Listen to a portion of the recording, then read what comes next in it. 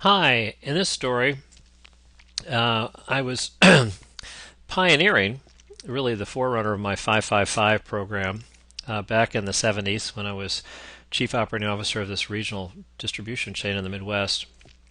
And I was at a company we'd bought a few years earlier, and one of the family members, a fellow who owned 40% of the stock in the company, had a contract and stayed on and was our sort of acting or nominal president and had a few key core accounts that he took care of.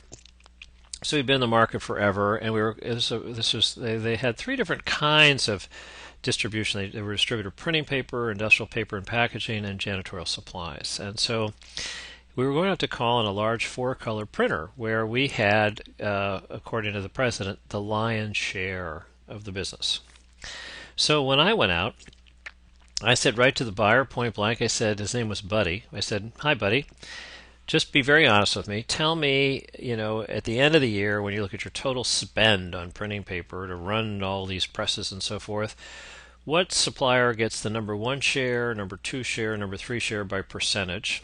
And has that shifted over the last few years? And if so, for what reasons? Presumably, somebody's service has gotten better, someone's service value proposition's gotten worse, or you've changed your view or agenda for how you want to allocate your spend." And he said, "Well, you're our number two supplier and you're getting 25%. There was a number one guy who was getting 50%. You should have seen the jaw on the president drop. We're getting the lion's share." And he said, "The truth of the matter is the thing that bugs me the most about you guys is I'll call up for a price and on a factory direct. In other words, the mill is going to print is going to make 87,000 pounds of paper on sheets that are cut a certain size to run through one of our presses. And when is that going to get here?" So that's the P&A, a price and availability delivery quote. And we pride ourselves on doing fast quoting because we think it wins more jobs. I have 5 estimators. So if we get a big four-color job, most customers really wish they had it yesterday. And of course, we've got to schedule it weeks out. So if we can cut a day or two off of the quote time that our competitors have, and our quote gets there first, the customer may want to get 3 bids. But if they get 1 bid and they've done work with us before, they'll say, "Oh, just give it to those guys because we need to get going," kind of thing. So that's our philosophy anyway. So I said, "All right, let me go quick do some homework." So I very quickly figured out what our internal process was.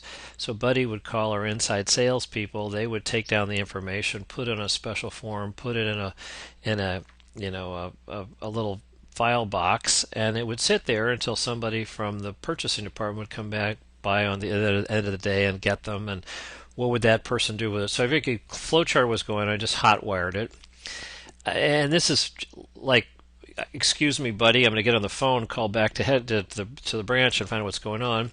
And then I finally got to the buyer. I said, "Just get in your car and drive 10 minutes over to this printer." So I brought the key buyer right in there and introduced them face to face. They never met each other, never spoke to each other. And I said, "Okay, now, Buddy, you're going to just call," his name was Norm, "our buyer Norm directly. We're not going to do this thing. We're going to hot wire it just for you. So you're going to call Norm. Norm is going to drop whatever he's going to do, and he's going to get the P&A back to you." So that's going to cut a lot of time out of our response time. And I said, "Norm, just between you and Buddy, let's look at a supply chain scenario here. I mean, you call the mills. What mills do you typically call for the kind of paper they're using?" And because they're four color, they use a lot of coated paper and some, very high-end, fancy, uncoated paper. And he said, "Well, these are the 2, 3 mills that we would always go to for the kind of paper that they buy to run their presses." I said, "Well, how fast can they give you P&A stuff? Is anybody challenged there?" And he said, "Well, yeah, I think about it. I can get some delays. I leave messages, they get back to me." But I said, well, let's work on what we can do to hotwire that relationship. Then I said to Buddy and Norm, looking forward, "Buddy, you've got 5 estimators. How do they communicate their need for this information to you?" And he said, "Well, actually, they fill out a form and they put a little box, and my assistant goes down there and periodically gets it and brings it to me. And then I, of course, get in touch with you. Well, what if we introduce these guys directly to Norm, and these guys just called Norm directly? So we'd cut out your internal, uh, sitting in file boxes waiting for somebody to pick out. Just collapse that time. And how would we make sure that you're in the loop? In other words, you want to make sure that you know what these guys are doing, and that they've have put an order in, and Norm responded, and so you can still monitor and keep track of it. But the whole idea is to take out all of the downtime in the supply chain, so it just goes action, action, action, action right through the supply chain back. I mean, we could get a 60 to 80% reduction in the total speed it takes to get the quote back to your customers. And so that's exactly what we did. And we were able to get the entire time from the time an estimator said, okay, I'm ready to make a quote if I can just plug in the paper costs. We cut that 75 to 80%. What happened was their theory was right. The printer's theory was right.